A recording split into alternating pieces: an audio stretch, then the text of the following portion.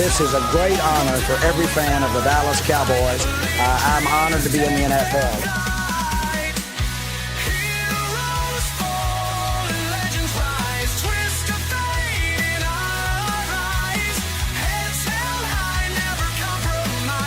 What can I say? Mamba out.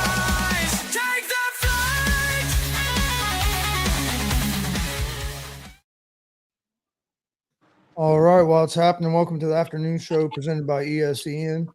We got a packed house today. I'm Chris Gonzalez, joined by Frankie the Yankee, Jay McLovin, Tony Gonzalez, and we got special guest Pride with us today. How's it going, guys?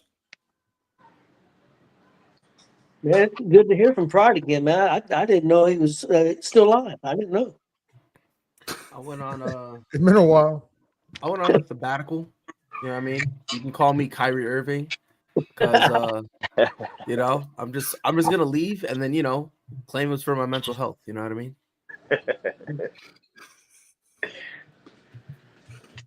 Yeah, it's been a terrible week for the Astros. Obviously, Trammell. God is good. God is good all the time, and all the time God is good. Amen.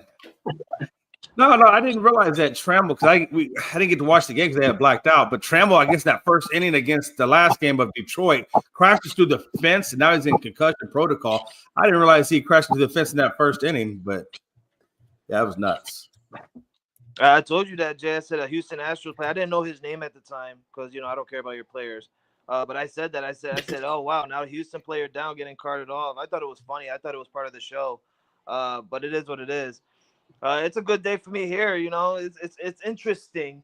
It's interesting because today's preseason. We got Patriots versus Giants.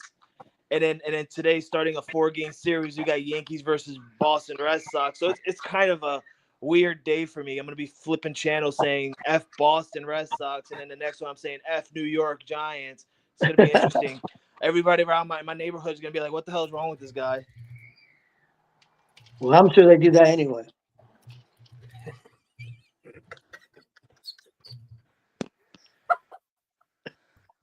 Well, all right. All right, guys. Well, let's jump into a little bit. The Tigers defeating Houston 7-2. I think and Houston and Seattle is having a competition who can play the worst right now. The Phillies beat up on Seattle 11-2. Seattle missing a good opportunity to gain ground on Houston and surpass them. But I think every game Houston lost, Seattle's lost. So that's been interesting. Mets got a win over the Nationals, Nationals beat the Mets. Excuse me. The Mets lost. Yeah, the Mets lost, and then the Reds had an opportunity they could have tied things up, but lost a close game 2-1 to the Angels. Cubs won 3 in a row on the Brewers. I think they play again this afternoon. So the Cubs are putting it on the Brewers a little bit. Rangers beat Kansas City 6-3. Yankees big win 6-4. Yankees are hot. So a lot of interesting stuff in baseball. Interesting series like Frankie said with Boston and New York. A big series for Boston if they want to stay in things. So Yankees are hot, looking good. So Frankie, how are you feeling about your Yankees? Sorry, I did a J moment. I'm not feeling 100%. You know, I mean, I'm going to take the wins. But then again, this 5-game win streak that we had were against sub-500 teams in Tampa and St. Louis. And now we're going up against the Boston Red Sox, who are literally right there neck and neck with the Yankees fighting for a wild card spot. It's going to be interesting to see this next 4 games. And like Tony said, it's really literally like both these teams are going to need it. And I don't know.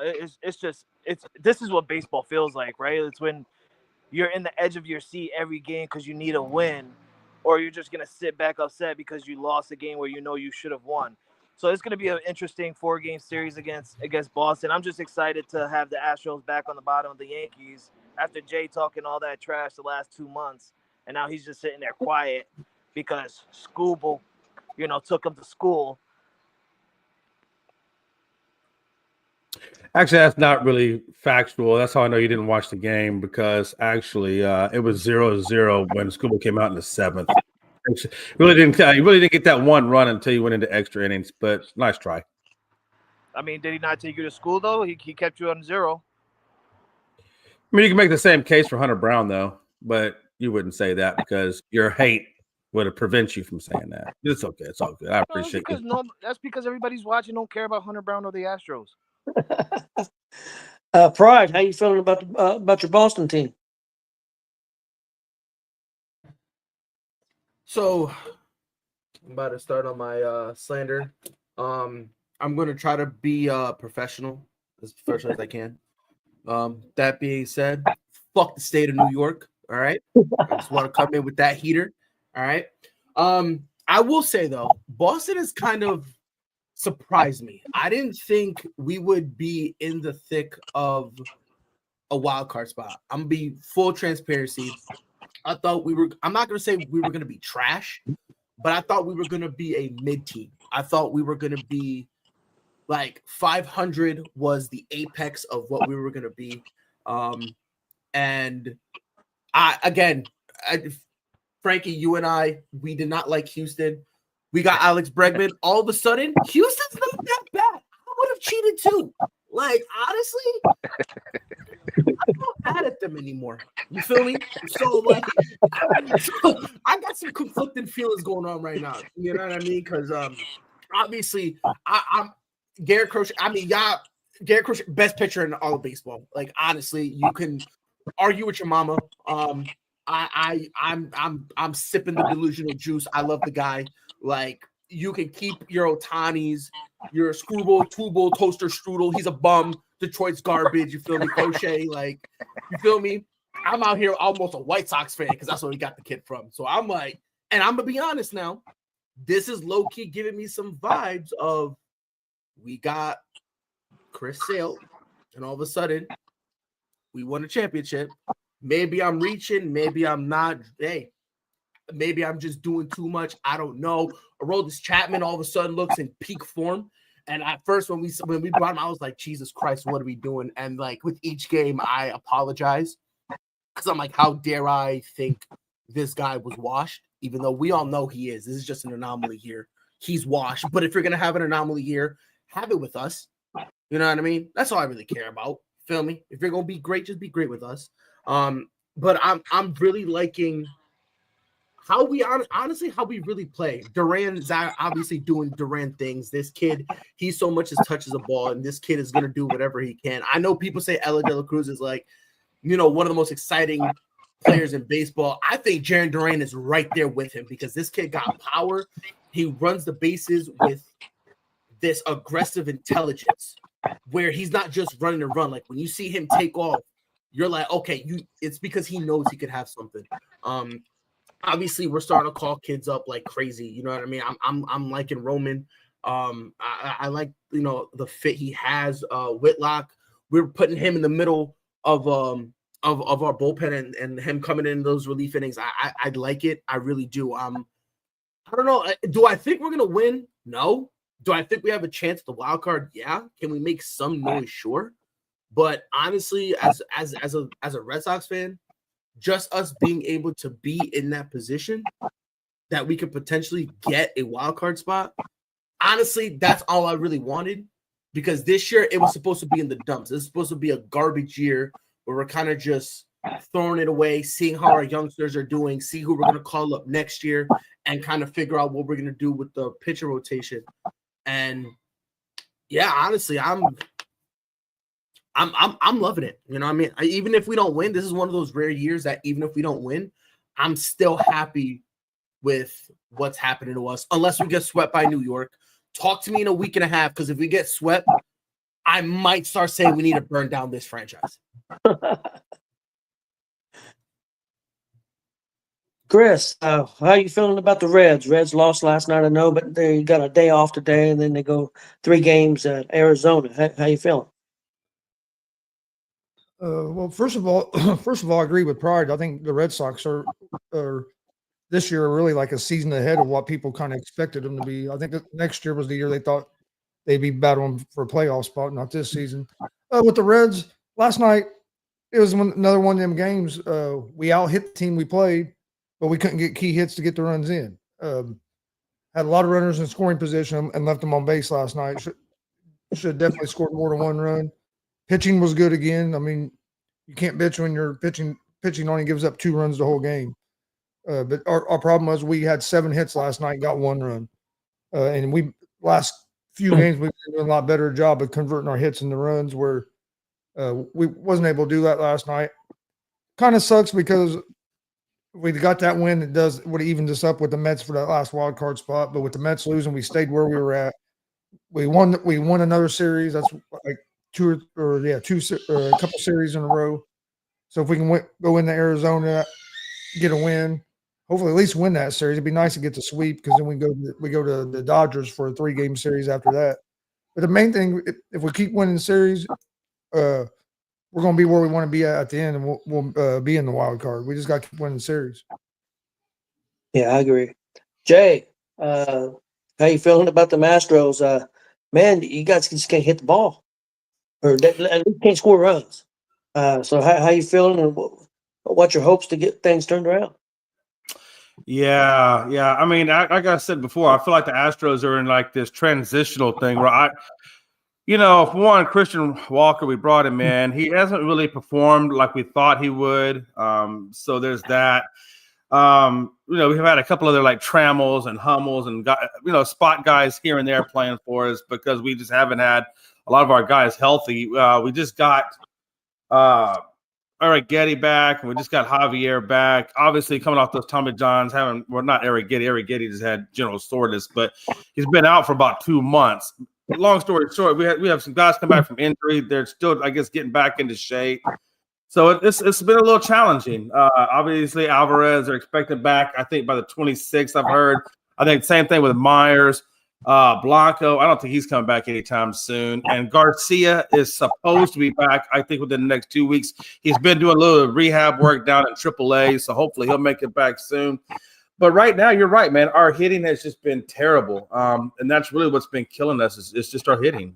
And I'm hoping that, we get Jake Myers and Alvarez back in the lineup, that maybe that might spark something. Jake, he's like 300 hitter when he left on injury. So I'm hoping when he comes back, we can get a little bit of a spark or something, start generating those hits again, honestly. Like I said, we went up against Skubal. It came down to extra innings in our bullpen. Eric getting that first game just didn't look good. He's had 3 starts now since he's come back from rehab, and all 3 starts have just been terrible. I mean, he's given up multiple runs all 3 times. Javier did get the win on his first one back, so we'll see how he does going forward. Framber Valdez just did not look like he had his best stuff yesterday. Although I will tell you, in that 7-2, when Trammell went into the outfield fence, they had to give him a triple on that because he was obviously incapacitated. So that was a little bit of an issue there, I think, why they got so many runs right up off the rip in that first inning. But neither here nor there. We've got to get our bats going. I know this is a dog days of summer, so I really don't care too much right now. But come that going into that last week of September, we can't be playing the way we're playing, and so it's gonna. I think probably by the second week of September is going to give me a better feeling of if this team is going to be able to do something, or if we're going to limp into the playoffs and get bounced in the first wild card round. So there's a lot left to be. There's still a little bit of baseball left to be played. We get the Orioles tonight. Young he gets to start tonight. Obviously, Young, had that perfect game going into the 9th against us when single was hit. I think Urias, I think he hit that blooper single in the 9th, and that ruined the perfect game. So it's going to be another tough battle against him tonight, especially since our bats aren't doing well. So. It's tough, Tony. It's tough when you're playing. The only thing that makes this better, I guess, is the fact that the Mariners and Texas and everybody down below is playing just as bad as we are. So it's kept us in the hunt. But it's not fun watching it right now, obviously. Yeah. Anything else you guys want to touch on baseball? If not, it's fine if you want to, and if not, we'll move on to some NFL. I just want to ask Jay a quick question real quick, and it's not to knock on his team. It's an actual legit analyst to analyst question type thing about your Houston Astros. So you guys have not been looking good lately. You guys are like, I think a game and a half ahead of Seattle. And I hear what you're saying. It's still August. September's right around the corner and stuff. Do you see your team possibly could it be possible you guys slip out of the division lead? Seattle takes over. You guys end up in the wild card.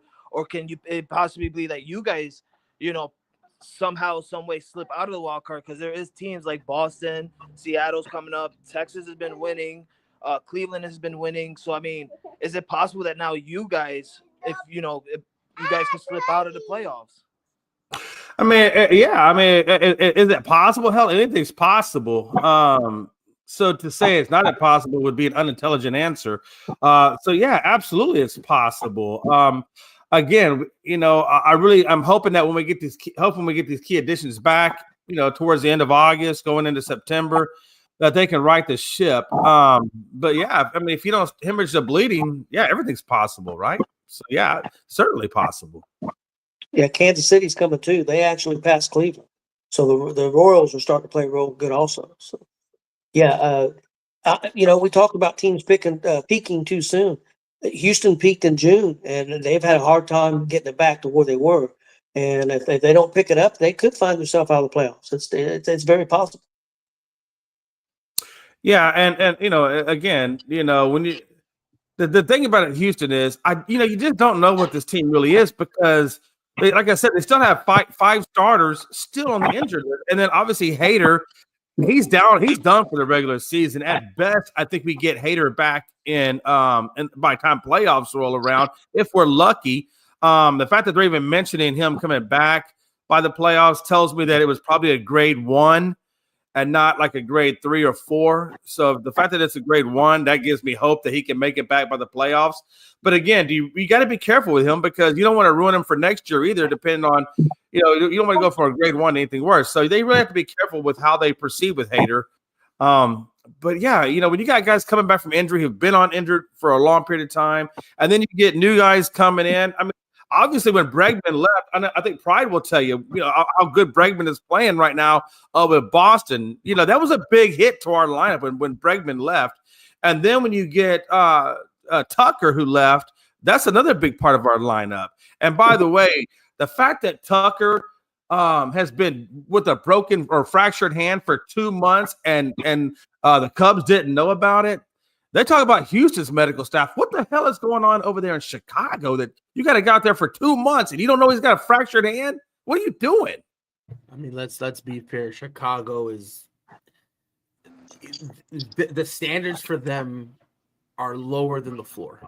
Like the standards for Chicago is like, I would not be surprised if someone on the roster died in center field. I don't think they would notice it. I think they would keep playing. God. Then they'll just get someone to just drag the body to the bullpen, and they'll literally slap a helmet and drag a unmoving body to the plate. Chicago is a dumpster fire right now. So I mean, I understand what you're saying in terms of, how could you not know? Of all the organizations in baseball, the only place it would probably happen is Chicago. Because I mean, let's be honest, they don't even know who they got on their own roster. You know what I mean? Like it's a dumpster fire over there, man. And Chicago. he might have hit it from him. He might not ever told anybody that he was feeling any pain, was hurt or anything. He might have just he might have just tried to play through it because he didn't think it was broken, didn't want to sit out. Yeah, that's another possibility. He could have just had something minor, and as he kept playing and kept pushing through, it could have made it worse. So it could have been like a little tweak and turned to like a fracture and then it break. You know what I mean? That's a possibility. Well, how it all started out was 2 months ago. He had his finger dislocated, and then he had been complaining about having pain for over a month. There's just nobody was listening to him.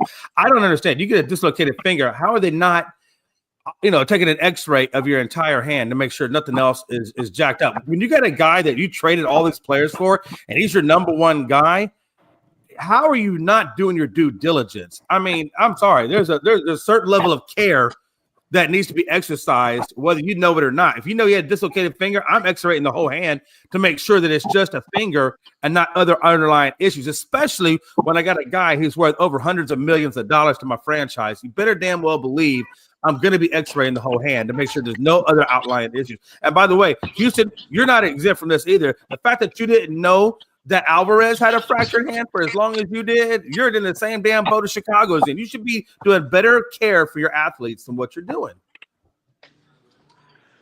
You'll never hear this come out of Boston. All right, guys, let's move on to some NFL real quick. I know we wanted to touch on some quarterback stuff, but I just wanted to bring up the 49ers. traded to get a receiver from Kansas City Chiefs. They got Sky Moore. You can tell what the Chiefs thought of Sky Moore in this trade. Pretty much nothing. San Francisco got Moore and a 7th round draft pick in 2027, and the Chiefs get a 6th round draft pick in 2027. So basically, they got more for nothing. Guys, got any thoughts on that real quick, and then we'll move on to some quarterback talk. I just have to ask Pride, since Pride's on the show today. I know, and really everybody's a fan for that matter. I feel like Rashee Rice almost kind of in a way made him a little bit expendable, made Sky Moore a little bit expendable. Also having the other guy from Texas on their team. My brain's going left, but you know what I'm talking about. Xavier Worthy. Thank you, Xavier Worthy. I appreciate that. So having Worthy on there and having Rashee Rice back on there, I think that kind of makes Sky Moore a little bit expendable. What do you guys think? I mean, I think he was going to be expendable anyway. I mean, in Sky Moore, I'm not going to say the kid's bad, but he's a good route runner. I'll give him that. Outside of that, he is the walking definition of mid. He's not fast. He's small. He doesn't have crazy strength. He doesn't have he's a decent route runner, but his break isn't nothing phenomenal. Like he's just there. And I understand that, he was relatively a well-known name in college. I understand that. But once you get to the NFL, you kind of have to build on it. And he's relatively been the same player, which is why he hasn't really got a lot of time, and a lot of touches in Kansas City. Now, if you look over the 49ers side, I mean, at this point, the 49ers wide receiver core is about to be playing out there with duct tape and freaking packing tape stuck all over them because, they're decimated.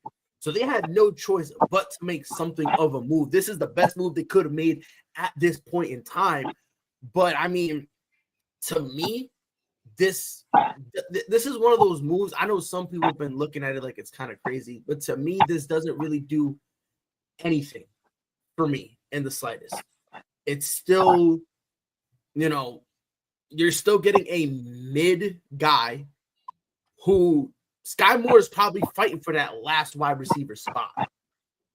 So it's not like you're trading for this kid to be your number one. You're just kind of trading him for depth, and you're just only buying time until you can get some of your guys back. And that's only some, because I think Brandon Ayuk is going to be gone for the whole year. So it's like you're kind of bringing in the dude. I mean, again, Jay, to your point, they didn't really give up much. So it's not like it's not like it's like a make or break thing. You know what I mean? This is just kind of like a bridge thing. We're just hoping that, we're hoping this kid can give us something, which he's got the talent to do, but it's nothing where, oh yeah, this kid, this kid's something. This kid could be great. No, like I said, he can run routes. He's a decent route runner. Outside of that, this guy's a walking epitome of mid. And all this really is just we just need someone else to flush out, because in the preseason they haven't liked anything they've seen from their wide receiver core. That's all this really is. Real quick, I'd be curious to know, what do y'all think? How well do you think Purdy will perform, not having the level of talent that he's had in past with Ayuk and Debo and things like that? What is the expectation for Brock Purdy this year? What do you think, Chris? No, I think Purdy will still have a good year. I think with the San Francisco, and it's going to help. Well, it depends on Purdy's years, and with the 49ers are good, is going to be as Christian McCaffrey healthy. If he's healthy and he can run the ball, that changes that opens up Purdy and them receivers. But I do agree with Pride. The trade for Moore is just for depth, because they got guys hurt. You're not going to have Ayuk. They're not bringing him in expecting to get. I don't think they're expecting for him to be a number 1-2 guy. He's a guy you brought in for depth. Somebody gets hurt, you're hoping to throw in, and he can make a contribution. But no, I think Purdy will have a solid year this year. But I think the 49ers season depends on McCaffrey if he's healthy or not. Because we've seen their offense when he's in there, and we've seen it without him, and they're not nearly the same without him. Yeah, I agree with you guys. One thing you got to look at too, I agree. This is an opportunity for more. I mean, he wasn't going to get an opportunity with Kansas City on that depth chart, but he just wasn't going to. And this is an opportunity. So can he make the best opportunity, or is he going to say, be like Pride said, is he just going to be mid? So this may be the big opportunity for Moore to prove himself. What do you think, Frankie? I'm gonna be real with you. I don't care about the 49ers. I think their season ended before they even started. Let's not forget they lost a lot of key playing defender players throughout the offseason because they were waiting 4 or 5 months just to give Brock Purdy his money.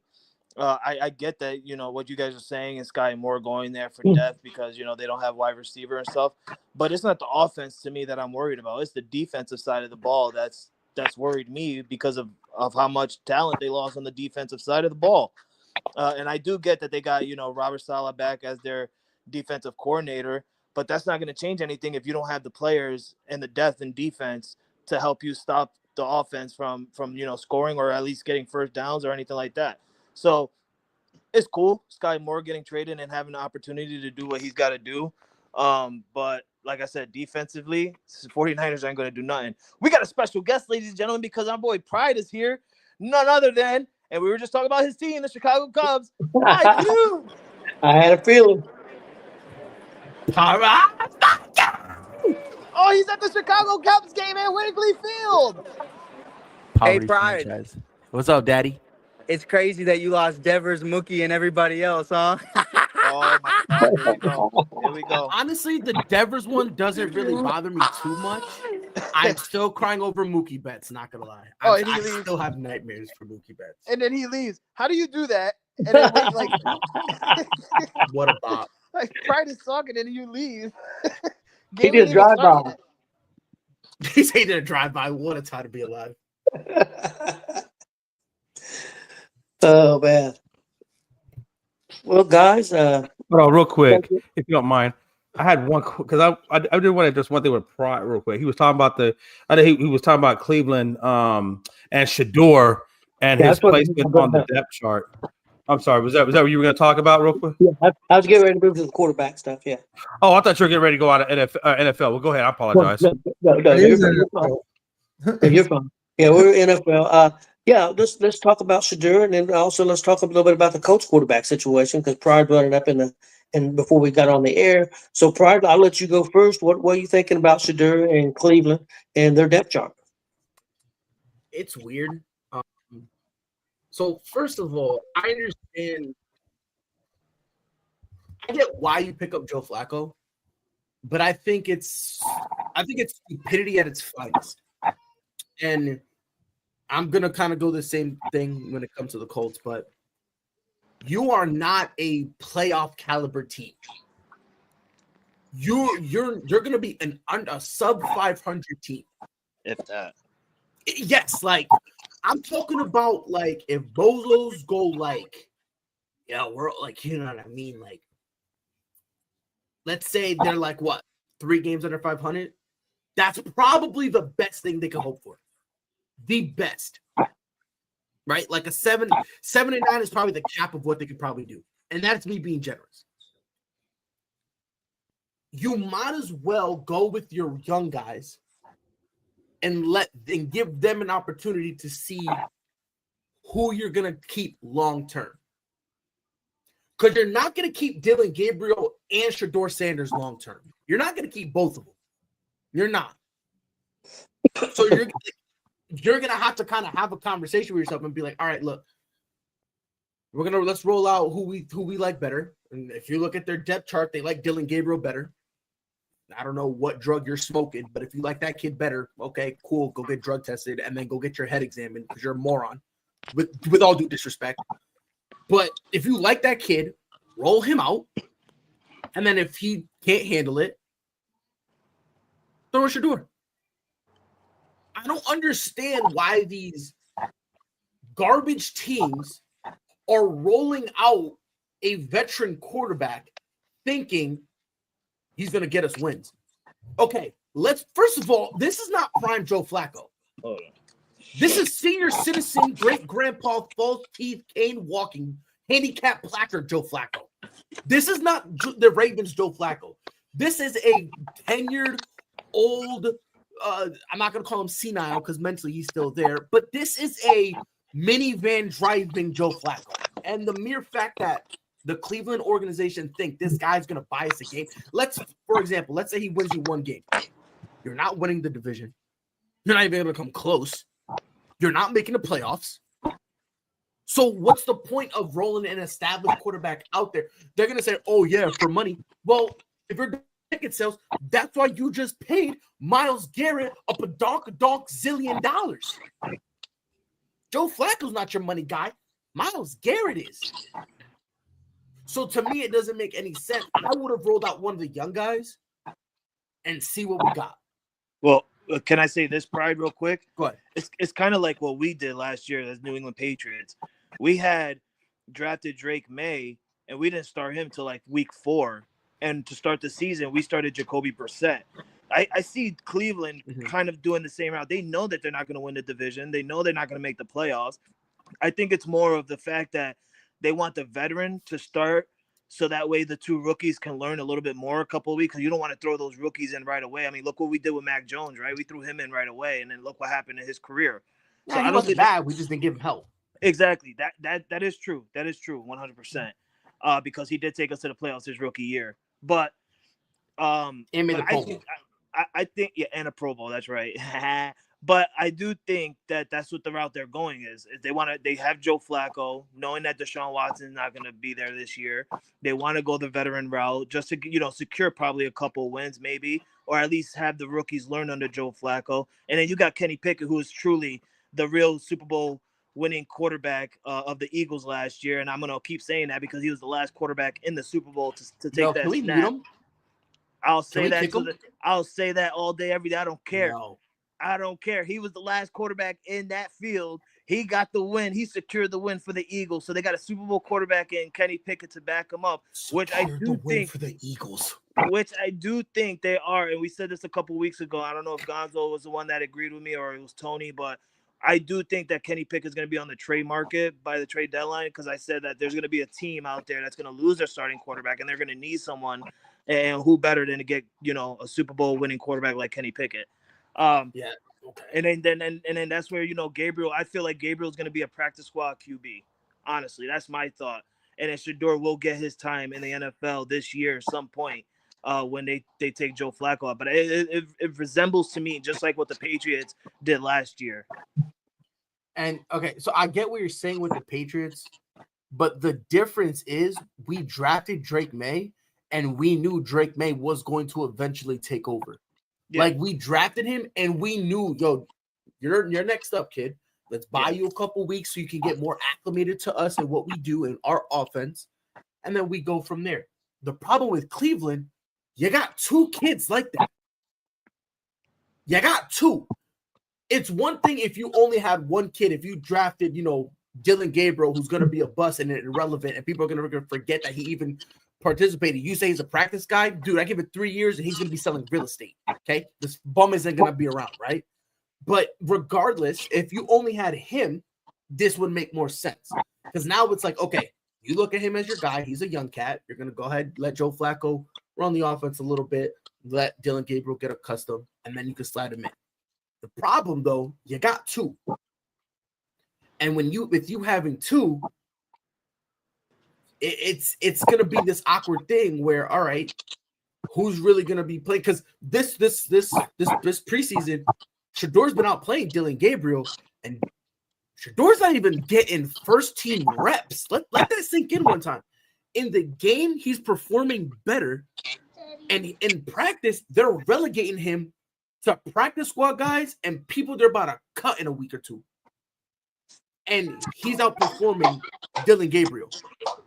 Like, for me, this makes no sense. I mean, I would have Joe Flacco as a backup in case things go to like complete shambles, sure. But to have him start, I would have started one of the young kids and see where they are from there, because until you put the kid out, pull him out, and play him, how you really gonna know what you got? I understand the whole thing about, you got to sit him for a year or you got to sit him. I understand that to an extent, but there's no learning like getting hands-on. And I could sit here and I could watch tape and I could be like, oh yeah, that's cover one. That's cover one. That's cover two. He's trying to do it outside. The linebacker's trying to do it outside, but it's easy to do that on tape. But when you're in the pocket seeing it and you're feeling that pressure, that's something completely different. Because I'm seeing Dillon Gabriel afraid to even get touched. Meanwhile, Shedeur Sanders out here with his non-mobile having self is out here stretching plays out. So, but yeah, we got to send Joe Flacco home. He's old. Chris, what do you think? I think they're going to. The Browns are going to cut Kenny Pickett, and that they're going to have Gabriel and keep both Gabriel and Sanders. I think Sanders is probably going to be on the practice squad, and Gabriel is going to be the backup. But I think with Kenny Pickett's injury, instead of keeping him, he's going to be the guy. He's going to be the guy out. So disrespectful to the true Super Bowl winning quarterback. Oh my God! To Chris, to back up your point, we're not doing this. To back up your point though, because they literally the last quarterback they signed was Tyler Huntley. Yep. So I mean, and they have 2 first-round picks in next year's draft as well. Right. So I mean, if they're like, I'll be real. If there's someone I'm cutting Kenny Pickett 3 times. I'm gonna cut him 3 times. Matter of fact, I'm gonna cut him. I'm gonna keep him on the team, put him on the practice squad, and then I'm gonna cut him at the deadline so that way no one else can pick him up. Bump the kid. Like that's what I want to do with Kenny Pickett. I swear to God, I never liked him. I thought he was doo-doo, dog water, caca-poo-poo, pee-pee shire. He's a dirty diaper. That's what this kid's always been. I've said that since day one. People thought he was cute because he did that fake slide. Yeah, now look at him. From fake slide to fake quarterback. What a time to be alive. And Frankie, shut up about the Super Bowl. We're not doing this. Not on this day. I don't think Pickett will be. I don't think Pickett will be on their opening day roster. I think he's going. I don't think he's going to make it through these last preseason cuts. Even Dobie, you really don't think he'll be there? Nope. I think they're going to keep both rookies. I think they're going to keep Sanders and Gabriel. Can I throw this out real quick? And I know we're talking about the Browns, but can't you make the same argument for the Giants as well? Because they're starting Russell Wilson, and Jackson Dart has been an absolute show this preseason. Yeah, but Jackson Dart, the Giants took in the first round, didn't they? Yeah. They actually made a trade to trade up in the first round to get Jackson Dart. Yeah, I think Dart will end up starting this season. I think they're going to do like the Patriots did last year. That's actually to me a better comparison to the Patriots because with Dart being at least being a first round pick instead of being a 3rd or a 5th, where last year Drake May was a top 5 or 6 pick. Something like that. I know he was a first round pick. I think Dart plays this year. I think they're going to start saying Wilson the first few games or whatever, and I think Dart will take over. Guys, hold on. Go ahead. Let's face it, with Cleveland, guys, I don't know that they've got a quarterback on our team that's worth a fuck, period. That's just my opinion. I mean, Gabriel, I'm not sold on. I'm definitely not sold on Shedeur. And, of course, like we talked about the guy that's going to start. The dude's 75 years old or something, the quarterback is. We had him last year for the Colts, and he couldn't win. So, I mean, I don't think they've got a quarterback. I think their quarterback is going to – unfortunately, I think they're going to probably have a new general manager again, a new coach again, and they're going to draft number 1 quarterback next year or, pretty high quarterback next year. That's just my opinion because Cleveland's organization is trash. You forgot another again. That's another quarterback again. It's like their 50th quarterback in 16 seasons. Yep. Yeah, let me just say this. There's something I think is interesting about this. I know when asked by the media about how Dillon Gabriel tunes out the noise surrounding the quarterback competition, he had this to say, and I quote, "Yeah, it's just part of it. There's entertainers and there's competitors, and I totally understand that. But my job is to compete, and that's what I'm focused on doing." Now, a lot of people made it out to be that the entertainment was in reference to Sanders. Dillon Gabriel came out and refuted it and said he was talking about the media. I don't care how you look at it. I damn think he's talking about the circus that surrounded Shedeur. At the end of it, though, I do believe that, like you guys believe, I think Pickett and Huntley go by the wayside. I think they're going to ride with Flacco, Shedeur, and Gabriel. But I don't think you know anything really about Shedeur and or really Gabriel because they were both kind of hurt in preseason. So we only got glimpses and pieces of them during preseason. Flacco didn't play. So I probably wouldn't. I think to what Pride said, man, I would probably roll out Gabriel since he's my number 3 pick, and I'd see what he can do. And if the kid sucks, I give Shedeur and work it way down to Flacco if they both suck, and then reevaluate with your 2 number 1s next year because you're not going to go to a Super Bowl. It's like you're trying to compete for a Super Bowl. You're just trying to figure out what you got in the quarterback. And like Pride said, how do you know unless you see him in game time action? And I never seen a clipboard carrying person ever become great. So sometimes you got to put them out there, see what they can do. And if they suck, you pull them, you put your next guy in. If he sucks and can't get the job done, then you know what you got. Or you know what you can develop. Either way, you're going to know some answers. And then you reevaluate. You go to the drawing board next year with your 2 number 1s, and maybe you get Arch Manning or somebody else. Jay, I don't agree with you on that. I've seen guys sit on the sidelines for a couple of years and then come in and play very well. So it depends on the situation. I mean, you're not wrong. I mean, of course they can come in and play well. I'm just saying that there's no better experience. That clipboard for a couple of years that's been great. Say that again, Chris. I said there's been guys that's carried a clipboard for a couple of years in the NFL as a backup and been great. Yeah, but they're few and far between. Yeah. I'm not saying it happens all the time, but he said nobody ever carries a clipboard. It depends on the situation. But it's closer to no one than everyone because the reality of the situation is those guys that do it, like you're either Thomas Edward Patrick Brady Jr., who just happens to be the greatest quarterback to ever grace God's green earth, or you're just a guy who just so happened to be behind an all-time great. But I mean, I think where it's different here is in the same draft, you drafted 2 guys. And that's kind of where it puts a monkey wrench in everything. If there was just one guy, it wouldn't matter.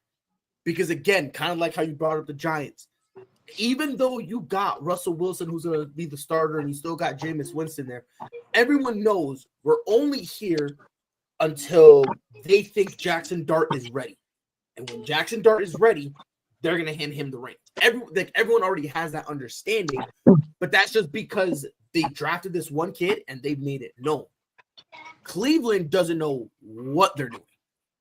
They don't know what they're doing. Like, this organization is going to fire their GM and then hire them again tomorrow thinking it's someone brand new because he changed his name on the resume. Like, this is it. To me, I don't get it. I don't understand it. It was a stupid move to draft 2 quarterbacks in the same draft, period. I think that's stupid. But to each their own. It's Cleveland. No, I agree with you. I think it was stupid to take 2, but I don't think it was the GM. I think the GM took Gabriel, but I think the owner stepped in and was the one that decided they were going to take Sanders later on. Which again, kind of like he stepped in and made the decision to trade for Baker Mayfield and get Deshaun Watson and give him the guaranteed money. Which is, again, it's kind of which is stupid, but he always does. Gotta have some sort of, you know what I mean? But you got to have some plan and some sort of, lock in step between ownership and the general manager if they're both involved. Because if not, you end up with this, and then what are you going to do next year? Because next year, listen, I'm saying this right now, they're not going to give any of the young kids any playing time. And next year, they're going to be confused. And guess what they're going to do? They're going to keep Shedeur. They're going to keep Dylan Gabriel. And they're going to go draft somebody else. They're going to draft another quarterback. So now you're going to have 3 rookie quarterbacks on your roster on a rookie deal. And you're not going to know who you're going to play. Watch. They're going to do that. Almost as bad as a property franchise, man. Okay, guys, let's move on. And by the way, before I forget, this is what Myles Garrett wanted, by the way. Because he was saying he didn't want to be there. They paid him. Look what he did. So now, honestly, I love you, Myles. Really do. You probably don't know me. You never will. But you did everything that you got coming. Because week 5, this man's going to be tight. Watch. Yep. Guys, let's move on about the Colts. And a lot of people have been upset that they named their starting quarterback and went with Indiana Jones. Pride, I'll give you the first take on this and what do you think? All right. So Be nice. I'm gonna be nice, but I don't think it's necessarily. You know what? He was a Giants quarterback. Go ahead and be disrespectful. I'll agree with everything. No. Because listen, and I've said this before. I like Daniel Jones. I don't think he's garbage. I don't think he's as bad as everyone says he is. That being said, I do think is he gonna elevate anybody? For sure not. But I think the kid's solid. Where I think it's weird, you spent the 3rd overall pick to go get Anthony Richardson. And you knew, or I'm sorry, the 4th overall pick. I lied. The 4th overall pick to get Anthony Richardson. And you knew this kid was going to be a project.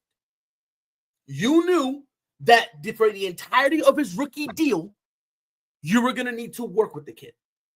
You knew that.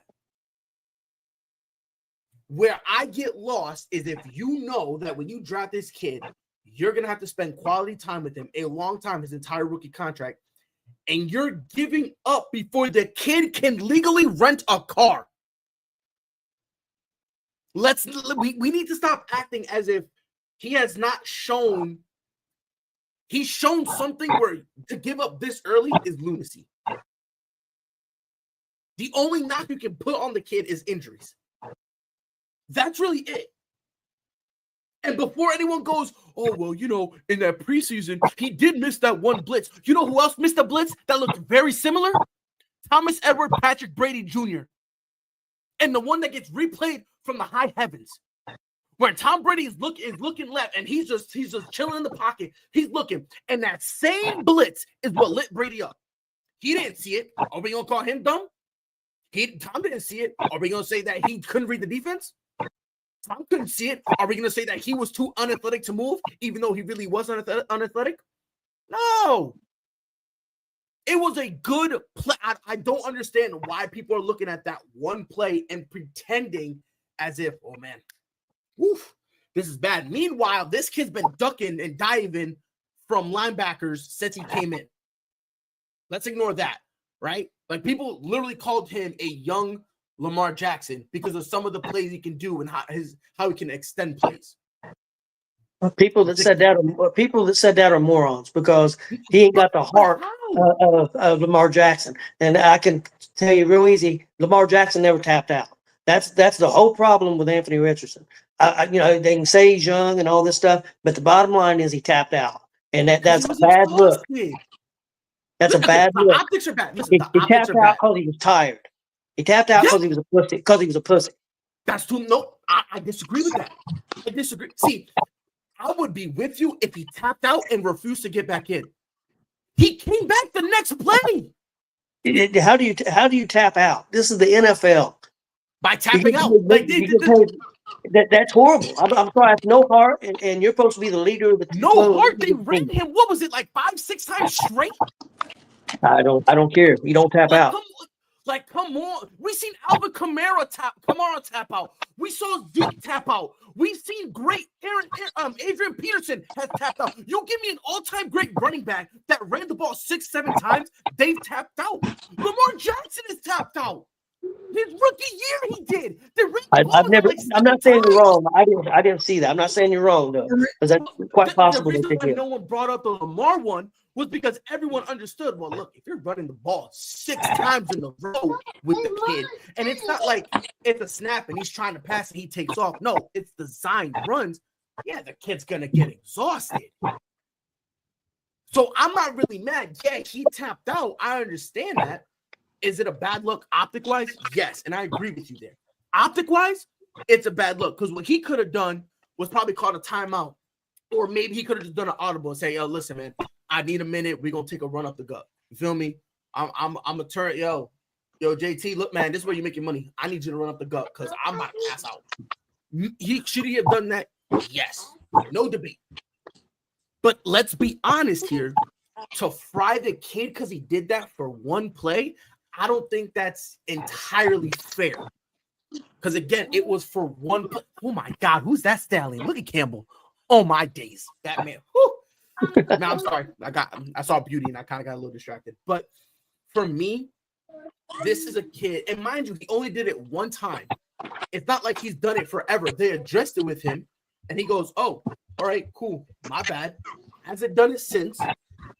This is a kid who's 23 years of age. He like when I said he can't rent a car, that's not hyperbole. That's legitimate. That's real life. This dude, like when he's not home, he needs to catch a ride with someone else because he can't get a car.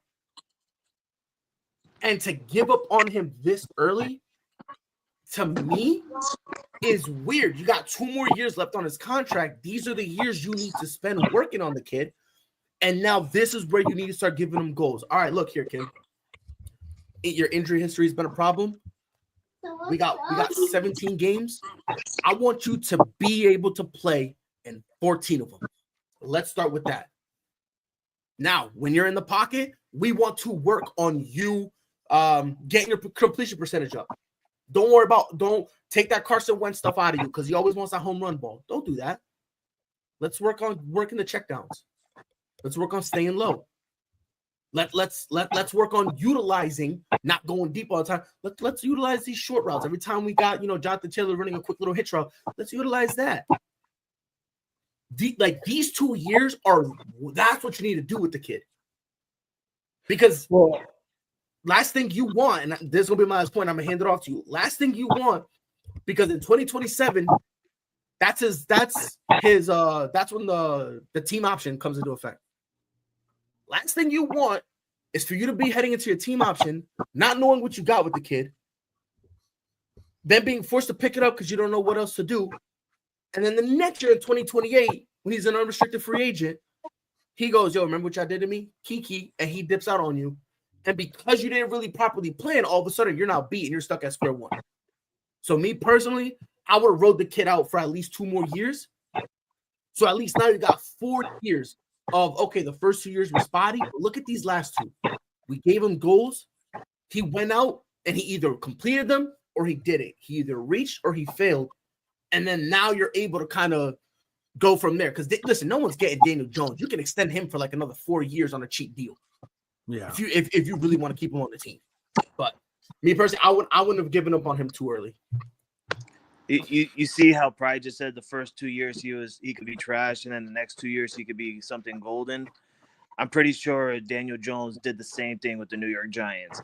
He was trashed like the first 2.5 years. Then he started to turn it around. Then he actually did great, got them to the playoffs, actually won them a playoff game, got the quarterback extension money over Saquon Barkley, by the way, which pushed Saquon out to go to Philly.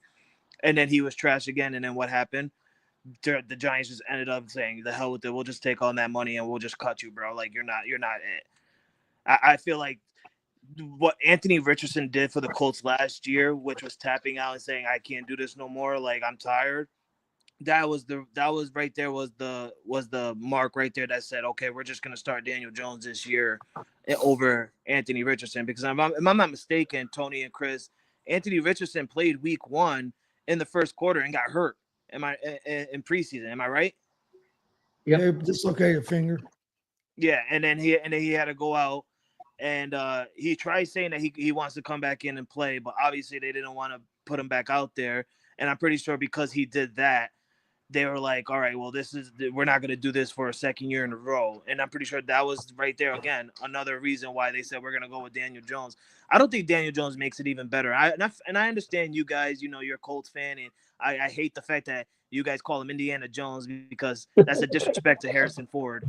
But be real, Frankie, though. That's a banger nickname, though. Like if he was a stud, oh my God, that'd be a banger nickname. But that's the thing. It's a big if he was a stud. He's not a stud. All right. Frankie, be real now. Be real. If me and you were Colts fans and we had Mac Jones that rookie year, we're screaming Indiana Jones at the top of our voice. We're screaming it. I'm telling you, bro.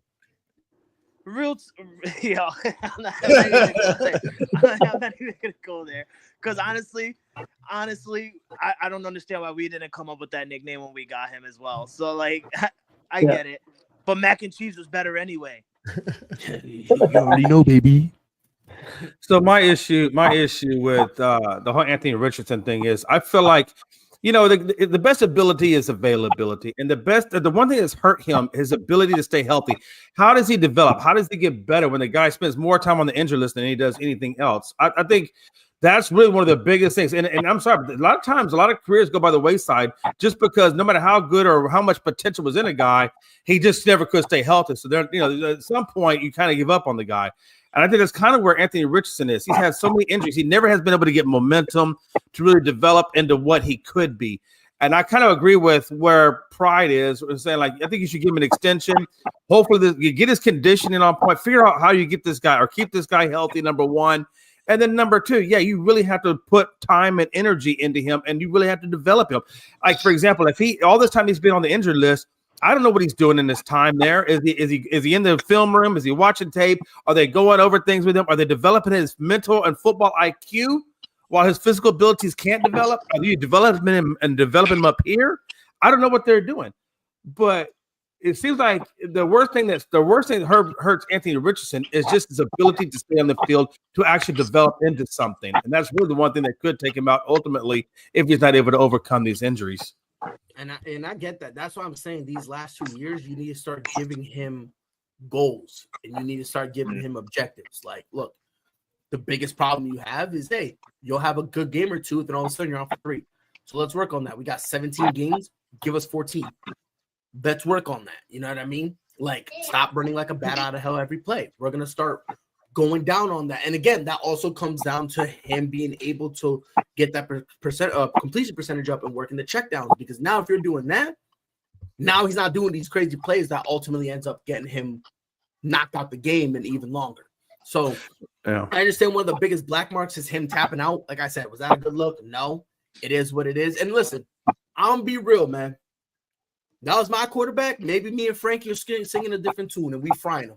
You feel me? I ain't going to sit here and lie. You know what I mean? That's a possibility that if I saw Michael McCorkle-Jones tap out, maybe I would have taken a road trip to Massachusetts and had a conversation. Yeah, I would have definitely sent letters to Robert Kraft saying, let this dude go. You know what I mean? So let me not be a little too delusional. Understand that, you know, you guys got a personal stake in the game because that's your team. But I don't know, giving up on him this early, I don't know, man. I feel like these next 2 years, you give him goals, and if he can reach them, great. Now you're seeing the improvement, and now you're going like, okay, now this kid is kind of really, he's taking it himself. He's getting in better shape in terms of his diet. After every game, we're seeing him doing a routine. Well, I'm not calling him fat. I'm just saying, like, you know what I mean, like. It's not about him being fat, Pride. I feel like he's just too tall. He's too tall for a quarterback. Like, and we've seen many tall people outplay a position where we feel like they shouldn't play.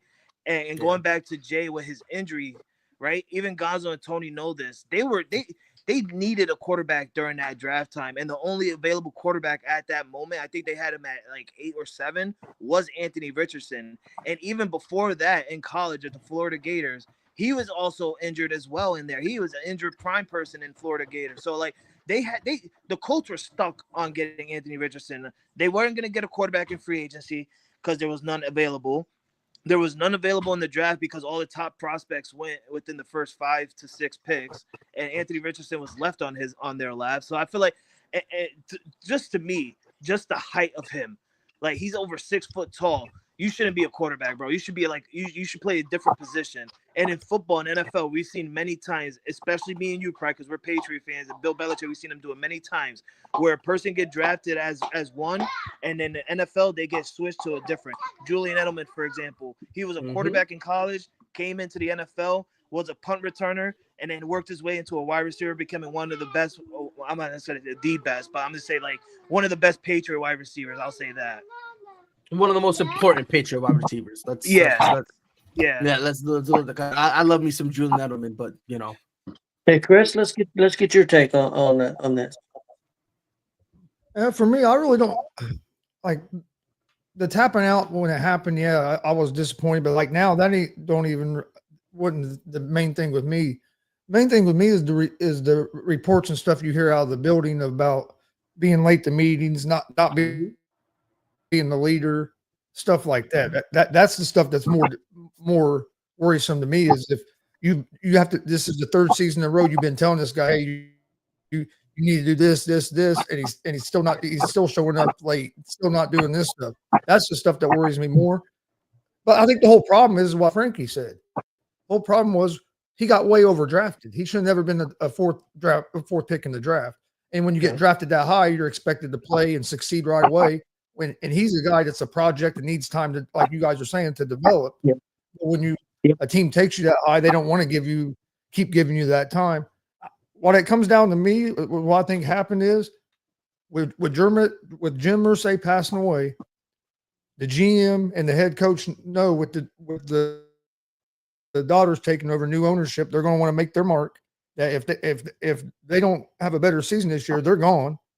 And I think Steichen, after going through training camp, seeing both of them play, he felt like Jones is going to give them the better chance of winning more games this year than Richardson. And they're trying, and him and Ballard are trying to save their jobs. I think that's what it really came down to.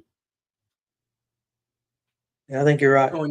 So in your mind, you're not thinking this is they don't really care about the future, because in their mind they're like, shoot, they're not going to be here if this don't work. Okay.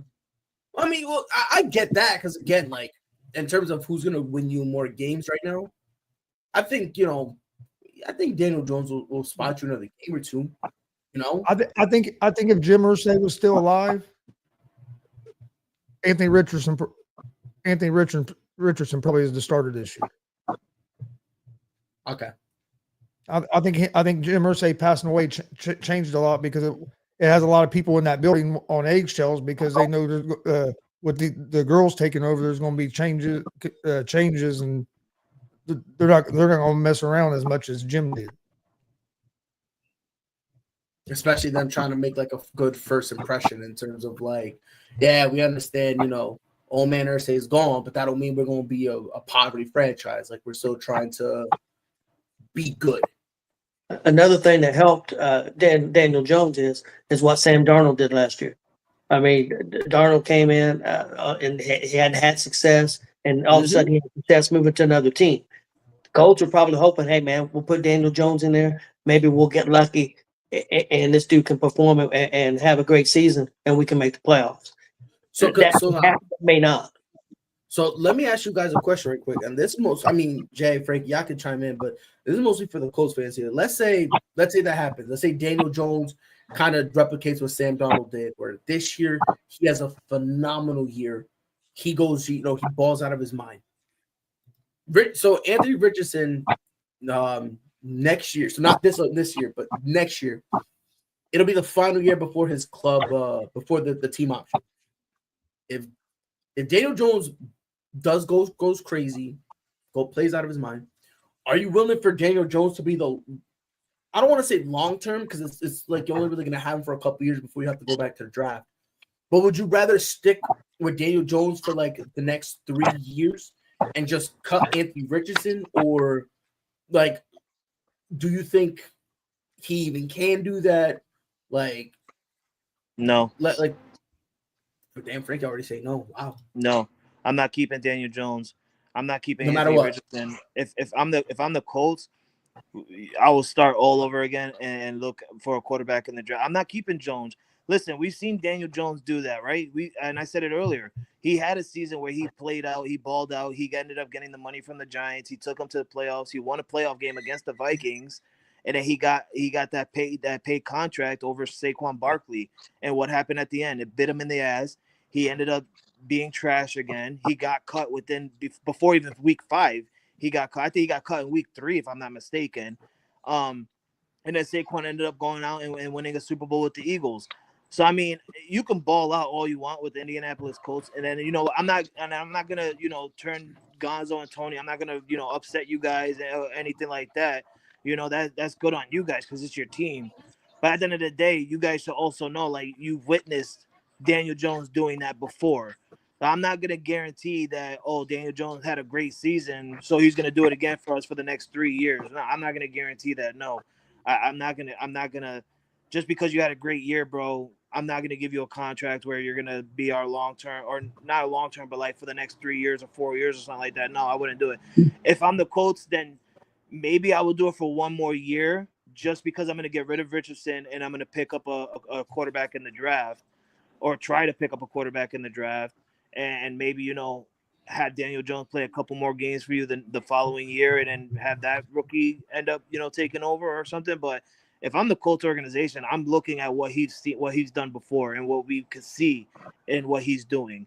And if he balls out, it's only because he wants a contract. And once he gets that contract, and once he gets that money, that balling out that Daniel Jones does is going to disappear. I mean, we already know if you ran the Colts, you would go for Super Bowl champion Kenny Pickett. So, like, your kind of thoughts on the matter is a little crazy right now. Mr. Gonzalez, talk to me. I mean, am I wrong though? Kenny Pickett went to the Super Bowl and he won it. Damn it, Mr. G. Right? Let me ask you, man. If he plays well, plays well, and the Colts win and have a good season, I would be all for keeping him, except for one thing: I would not overpay for him. I wouldn't get crazy and give this dude, top 5 money or anything like that. I think that would be a mistake because, like Frankie said, he got paid, and of course he got paid, and they got rid of, and then the great running back left, and that hurt the team. So he lost a big piece of the team. So the Giants messed up on keeping Jones and getting rid of Barkley, but that's just my opinion. But I would, if he has success, I would keep him. I just wouldn't overpay for him. If I had to overpay for him, then I would start over. Chris, what do you think? Relax, Jay. You'll get your turn. I think it just depends. You'll get your turn.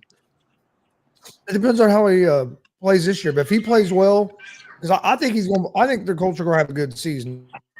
I really do. I think last year we were one game behind Texans for our division, and we had real inconsistent play at quarterback. I think we're going to have a little bit more consistent play this year more consistent play at quarterback this year. So if it goes well, I wouldn't be against re-signing him. But I'm the same way. I'm not giving him no 35, 40, 50 million a year. It had to be on a deal that's friendly for both sides, and then look to see what you're going to do for a younger guy. So I wouldn't be against keeping him if it goes well, but we won 8 games last year. I think we're going to win 10 to 12 games this year. I think we're going to be a pretty good team. And with Jones, one thing you got to think, yeah, he had Saquon in New York, but if you look at the weapons he has around him right now, he hasn't had the weapons that he has around him in that kind of caliber in New York. He didn't have that for the last couple of years. Didn't have a tight end or the receivers, and we have a better offensive line. So I think it could work, but we'll find out here in a few weeks. Crazy. Hey, Jay, can I ask you something right quick? Let's say Daniel Jones, he balls out. They gave him like a solid 3-year deal, not inexpensive, relatively respectable, right? Do you cut Anthony Richardson? See, that's a hard one. Because you're not really going to get much for Richardson. Right, so because I feel like if you give him that contract, you're basically picking him over Richardson. Yeah. If he real quick, yeah. I just want me add this in real quick. If Jones plays good, I think Richardson will be gone at the beginning of the next season because I think Steichen's already moved on from him. I don't think Steichen really cares for him. So if they win and they keep Steichen, I think Richardson will be gone. Okay. Go ahead, Jay. Sorry, Jay. Go ahead. The way I look at this whole situation is, I think Daniel Jones is going to give your club the most stability and allow you to be the best competitive team that you can be this year. So I think you're going to have to ride Daniel Jones on that effort. When it comes to Anthony Richardson, I didn't realize, that he was being late to all these meetings and things like that. So that tells me it's more than just the availability to be available. That means he has no discipline and no nothing. I mean, and so that's like you said, Chris, that's a bigger issue for me than anything. So if I was them, I don't think you're going to be able to get enough trading him. But what I would say is, hey, we'll bring you back on an extension, but it's going to be a performance-based, extension. You're going to have to earn this contract. You're not going to be given a contract, and then it's going to be up to him whether or not he wants to earn it. He's got to be in the tape room. Watch this. Your quarterback coach is going to be your best friend. Your strength and conditioning coach is going to be your ex-wife. And you're gonna have to be, and then I would put you in a locker right next to probably one of the best defensive second team guys that we got on the team. So that way you can pick his brain about what he sees in the field, so that way you can learn how to read defenses. So I would do a lot of investment into Anthony Richardson, but he's only going to be on my team at the end of this current contract if he can sign a performance-based contract and not be a guaranteed contract. Because at this point, why invest more money into him if he's not willing to at least be at the team meetings on time? That means he has a discipline problem. He has a conditioning problem. He has a football IQ problem. There's a lot of problems in this kid. And if he's not willing to put in the work on a performance-based contract, then there you go. That way you got rid of him, and you did everything you could to help him and help him be phenomenal with the organization. And if he doesn't want to do it, then you're fine. Performance-based, baby. You didn't cut the mustard. See you later. And then that's how I would roll with that situation if it was me. Jay, how the hell are you a Cowboys fan, man? Your owner don't even think like that. Your owner should hire you. Guy, you just said it, man. We all know the issue with the Cowboys is the owner. So what are we talking about, man? Don't you see the tagline below my name? Don't you see the tagline below my name? I didn't put it there, but it's how I feel. Jerry Jones likes the pain. You should come to the likes the Patriots pain. side because that's He's a masochist. Is that what it is? Or sadist or whatever? He said in his documentary, I like the pain. And he's smiling. I'm like, yo, I think you're too old for that, my guy. Relax. All right, guys, let's move on. Let's go to the hot seat, guys. I've got 5 questions. The first one's not really a hot seat. It's more almost kind of like a trivia question. I seen something posted yesterday. Some of you may have seen it. I don't know. How much do you guys think for WrestleMania 3, the Ricky the Dragon Steamboat, the match that he had with Randy Macho Man Savage? How much did Ricky Steamboat get paid for just that match? What kind of money do you think he got paid, guys, for WrestleMania 3? I'll be honest, I don't think it was a lot. Because I feel like at that time he really wasn't like respected as I feel like he was one of those guys that while he was performing, people didn't really respect until it was already said and done. So I would not be surprised if it was only like WrestleMania 3. Yeah, 1998, guys. Because they were paying Randy, Hogan, they were paying them big money for sure. Ultimate Warrior, he probably got like 25K. I don't even think it was that much. I feel like I feel like it was mad disrespectful.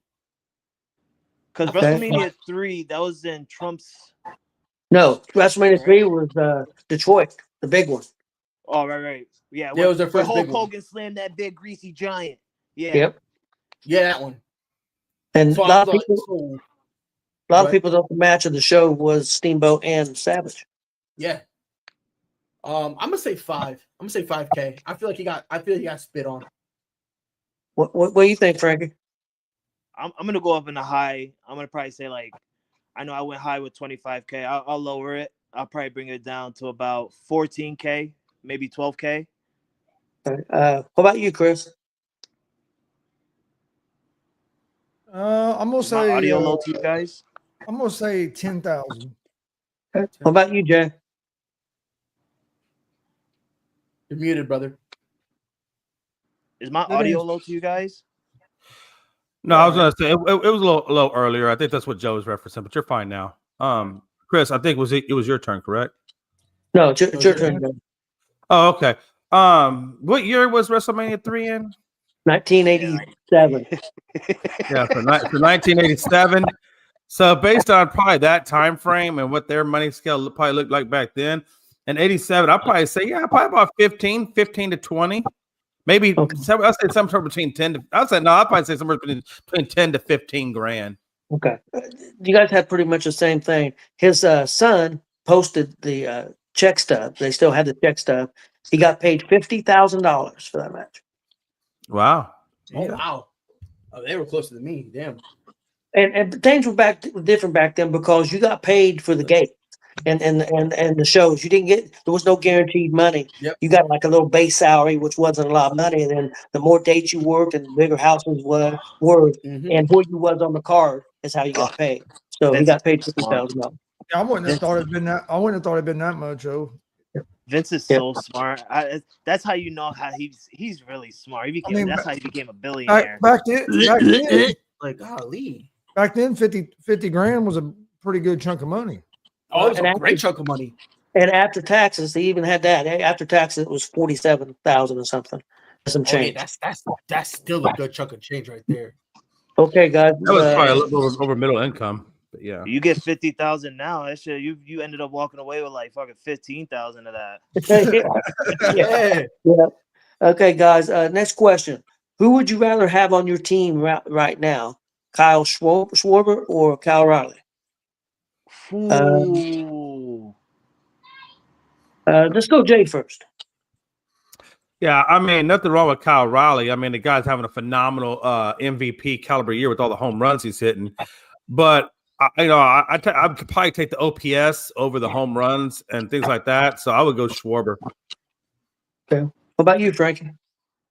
Yeah, I'm definitely going Schwarber as well. I like what Kyle's doing, but Schwarber's just like, as of right now, Schwarber's like been on a tear, and not just getting home runs, but also getting base hits and getting those runners across.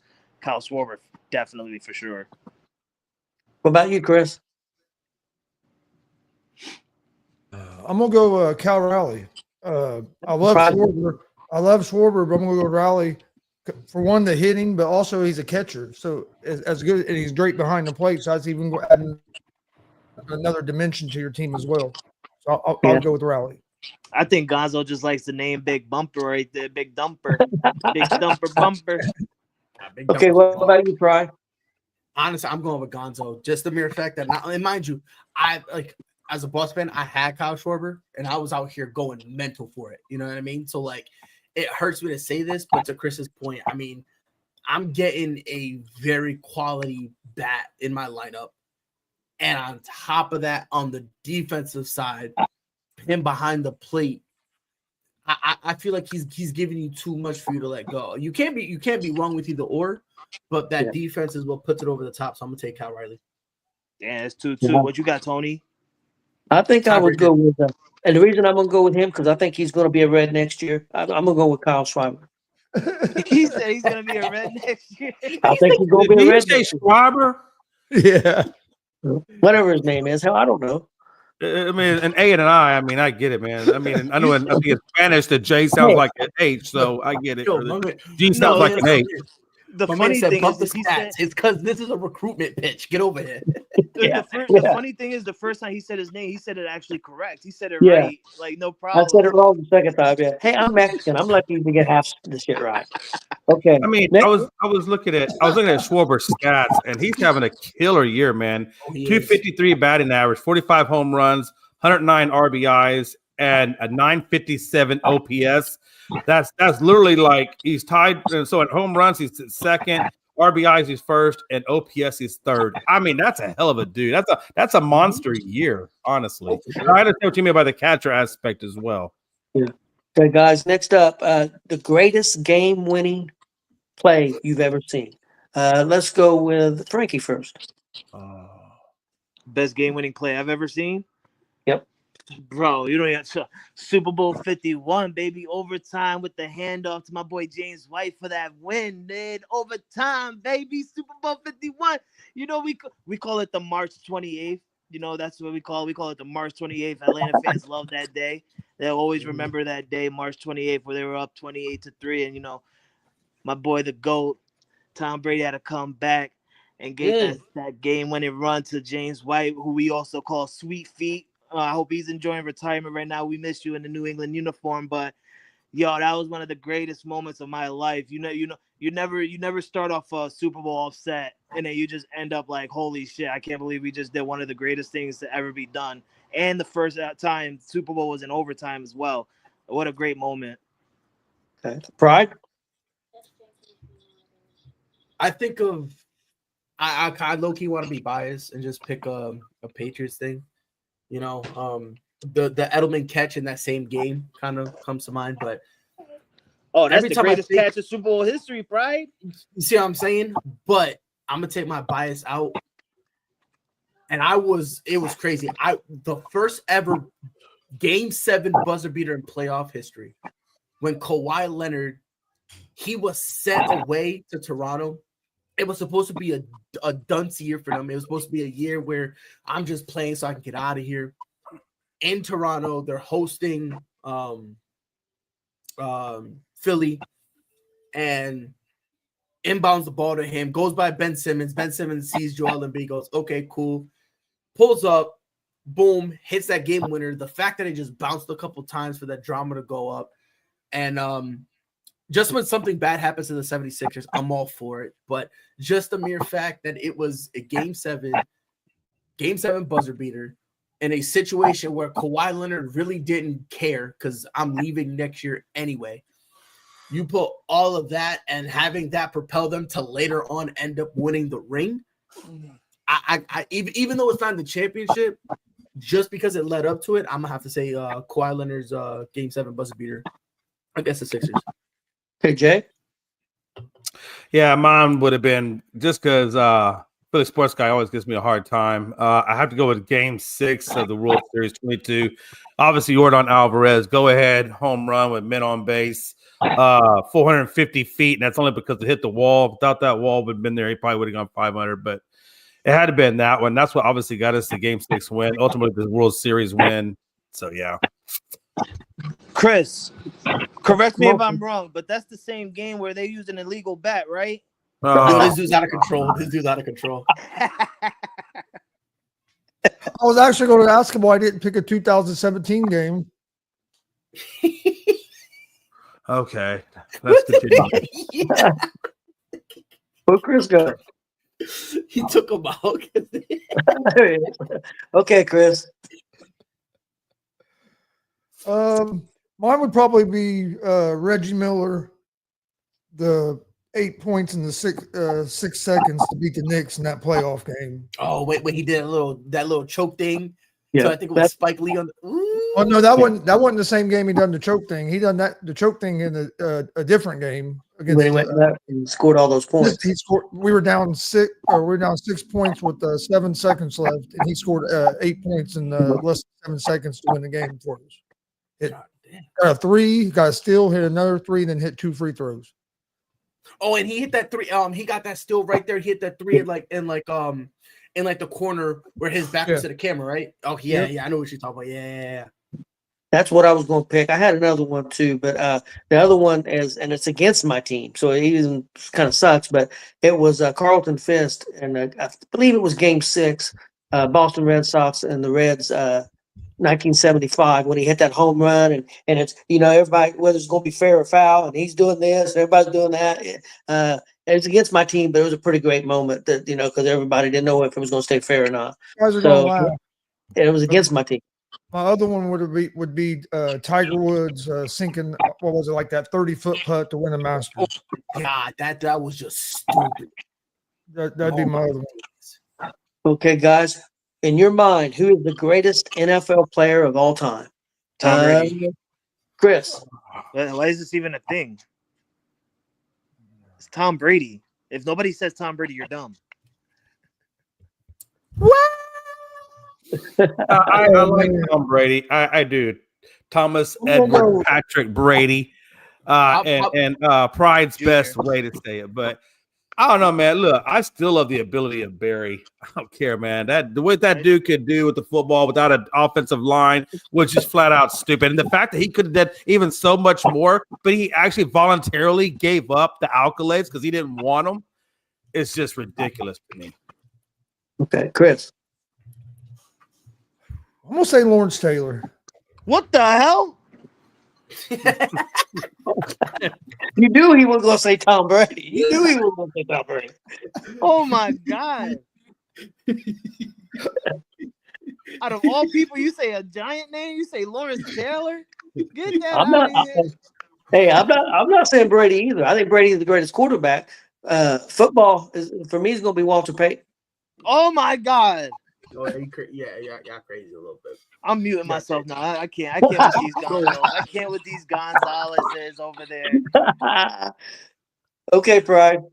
So obviously, y'all know who I want to say. Thomas Edward Patrick Brady Jr. But if I'm not allowed to say that name, And there is only one other name that is acceptable. Deion Tom Brady Sanders. Jr. Oh my God. Deion Can't go with Dion. Hell no. You have What is to with because you three? I don't know. You I three think are before I roll with picking D, if I was going to go with a two-way player or a two-star player or a two-sport player, I'd probably go with Bo before I went with Dion. If we're going to roll the two-sport. No, we're not talking dual sport. We're saying the greatest NFL player. I'm not talking. I mean, he was on my team, and the guy never wanted to hit nobody. I thought he was a little bit of flash, a little pomp and circumstance. No, stop. I'm gonna stop you there. Do you want to know why he never wanted to hit nobody? The man couldn't because they were afraid to throw near him. There's only two guys in the history of the NFL that literally, because of their sole presence, shut down an entire half of the football field. That is Deion Sanders and one Darrelle Revis. Those are the only two cornerbacks in the history of the NFL that literally shut down an entire half of the field. Not because they were good, not because they were fast, not because of their speed. No. Just because they rolled up they taped themselves, put on the jersey, rolled themselves out, and all of a sudden that whole half of the field gone, kaput, does not matter, obsolete. You name me. I can't. I get Frankie. I only said it if I'm not allowed to mention Tom Brady. You heard me. I said Tom Brady first. Okay, Tom Brady first. So you know what I mean. But if I'm not allowed to, the three of you, it's just the three of you come on. You pick up cokehead names. That's all. That's all I'm saying. It's mind blowing to me. It's just what's the most important thing in NFL? I'm gonna be real though, right? Stats and rings. Who has it? One person. Tom Brady. All right. He has talk about cokeheads. I might be on that list because I think if you listen to the rumors, Deion was there with them. So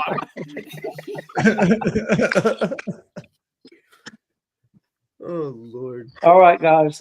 Who's the greatest Major League Baseball player of all time? Frankie, you go first. Okay, I don't want to go first. I honestly don't. I gotta think about it. Give me a minute to think about it. I gotta think about it. Okay. This one I'm not gonna be biased. I will go Yankees, but I'm gonna really think about this one. Okay, Brian. It's close. Yeah, honestly, I don't think it's close. I might get some hate, but dog, Barry Sanders. I understand the whole thing about what he did in the latter half of his career with the steroids. Or I'm sorry, Barry Bonds. Why I say Sanders? Yeah. Whoa. Yo, see, Frank is out here talking about Coke and look at me. Whoa, kid. Holy. Let me try to do that. Barry Bonds. Okay, Bonds, right?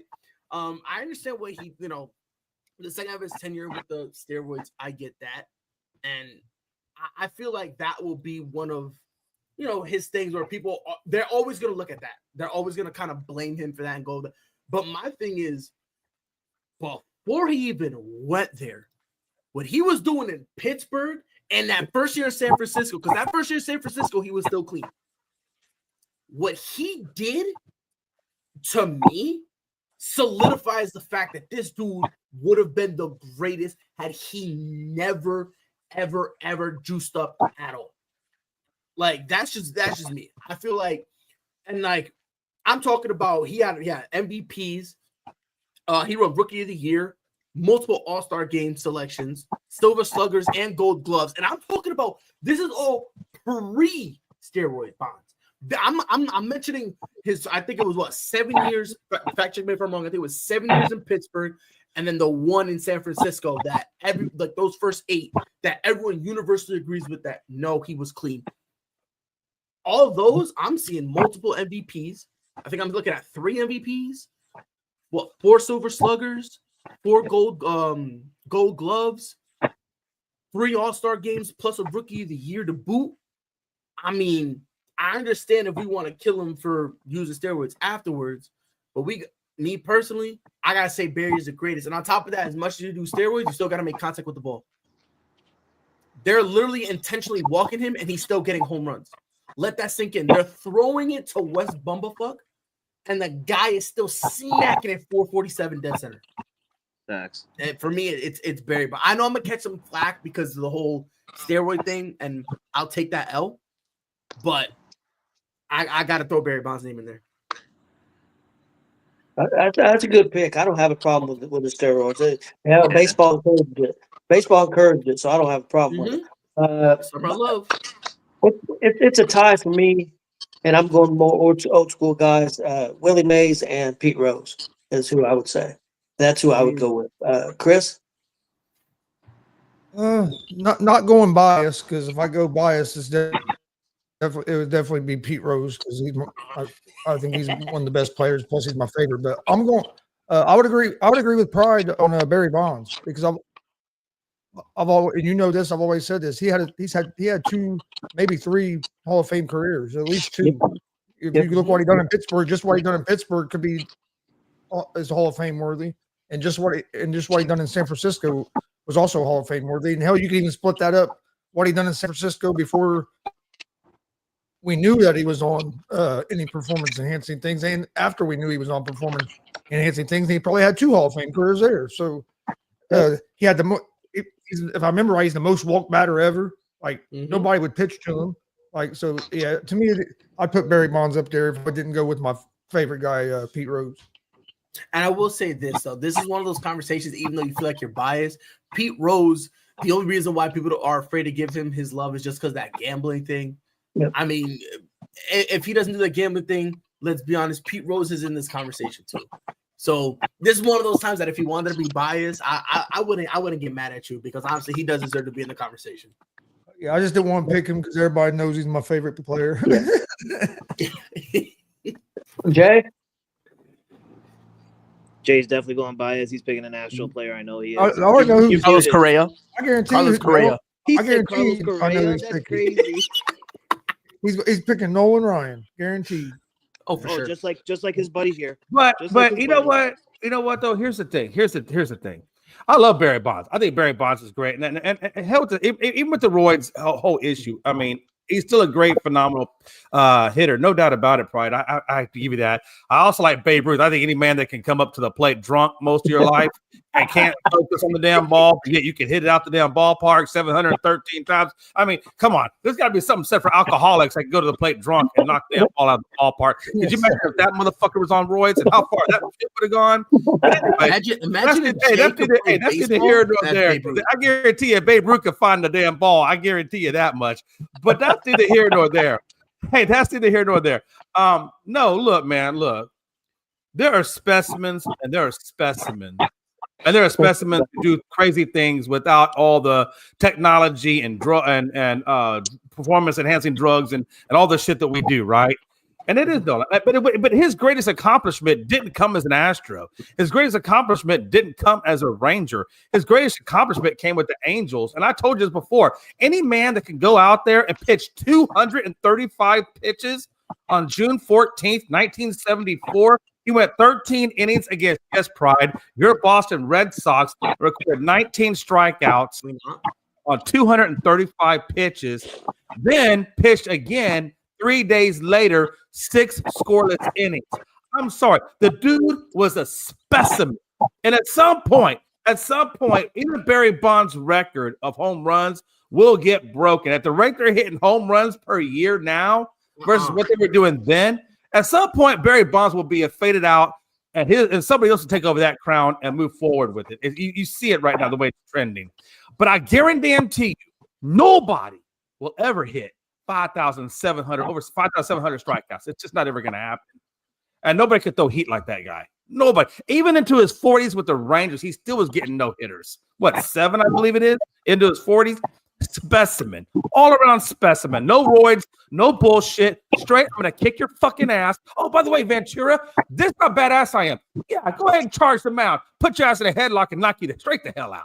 So let's get real, okay? Specimen. Can you spell specimen? But I do like Barry Bonds. Nothing against Barry Bonds. Love Barry Bonds. Phenomenal hitter. All right, but Nolan Ryan definitely. Oh wow, Nolan Ryan's a bitch. Anyway. Oh, by the way, the 6 scoreless innings came 3 days later against your Yankees. That's cool. It wasn't my Yankees at the time because I was swimming in the sack. But anyway,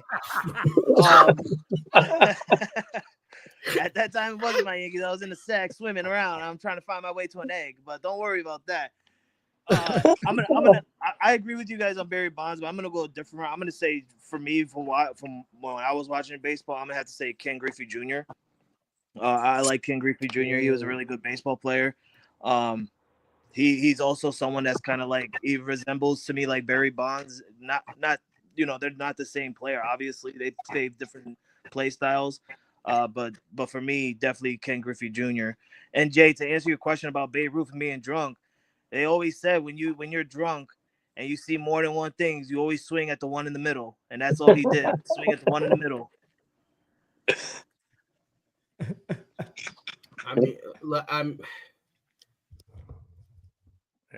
Maybe I'm just a hater. I'm not the biggest Nolan Ryan fan. I'd rather Randy Johnson. That's just me. I think nothing wrong with the big unit. I mean, the man was so damn tall. By the time he released the ball, he was halfway to home plate. You're not. The crazy part is you're hardly exaggerating. Hardly. Like the reach on this man was just stupid. It was stupid. Would I be? How many rings did Nolan Ryan win? I know back then it was like hard to win championship rings and stuff. Does he? I think he has one. He has one ring. I think. Jay, stop talking to Mel. Tell Mel to stop. He does have one ring. He got it in 1969 with the Mets. He was pitching with Tom Seaver. See, my favorite pitcher of all time is Greg Maddux. I got to watch play. Yeah. He didn't have that big fastball, but his location and his pitch and his breaking pitches and his location was just masterful to watch. I mean, if we're talking about like watching, like me being able to actually like be on TV and watch him, it kind of sucks that he died. But Jose Fernandez from the Marlins, when he decided to get all coked out on his boat and died, for that,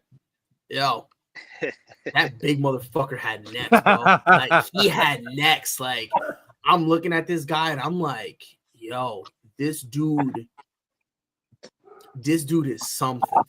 Out of all the players Pride is picking today, he's picking nothing but cokeheads. I guess so. Guess what I'm doing after this? Apparently, I'm thinking about it, man. What a time to be alive. I mean, you do work in a prison. I'm pretty sure you could find some way. Oh, for sure. All right, guys, that's all I have. Unless you guys got anything else, we'll get out of here. Hey, I just want to say a couple of things. Number one, Pride, man.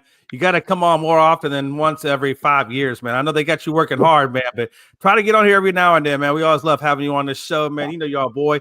Again, if you like today's content, make sure you go to Gonzo Sports Room on YouTube and give them a subscribe, and on ESEN, give us a subscribe. And what a hell of a good show today, fellas.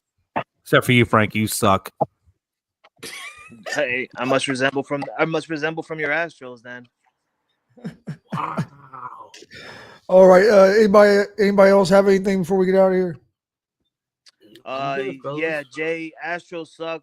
I hope you enjoy your team not making the wild card. Chris, Tony, good luck with your Colts and your quote unquote Indiana Jones. Disrespect Harrison Ford. Pride, Patriots season, baby. Let's go. We back, baby. Let's go. Other than that, we all know Pride really works at a juvenile detention center. We respect it.